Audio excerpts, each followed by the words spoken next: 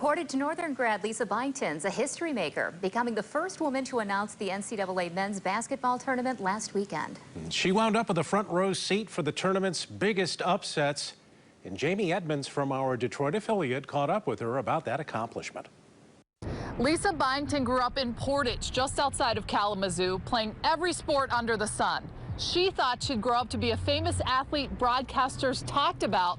Turns out she's a broadcaster breaking barriers. Lisa Byington says her old boss at WLNS in Lansing has a lot to do with her success on the national stage. So I was still working full time as a local sports reporter and a weekend anchor, but he let me take a day or two. I'd always have to take a vacation day, but he kind of would alter my days off sometimes to fit the Big Ten network schedule. Byington immediately impressed the network, and her opportunities grew.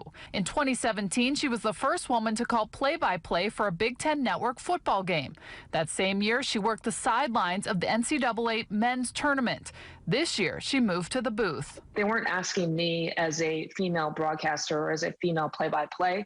They were asking me as a broadcaster. Byington called 5 games last weekend. 2 of them turned into major upsets. Abilene Christian with the biggest win in school history.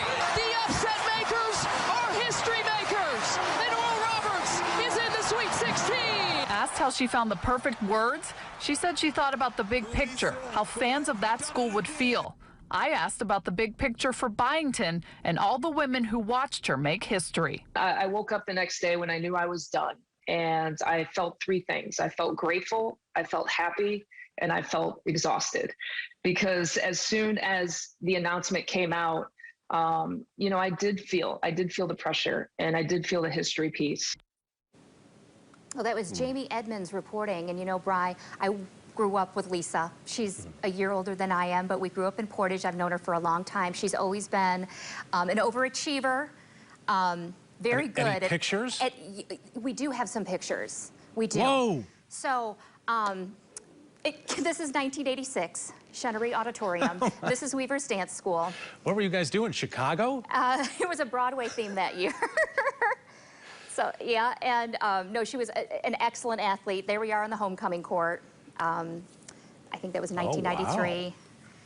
I don't know. She's a very kind woman.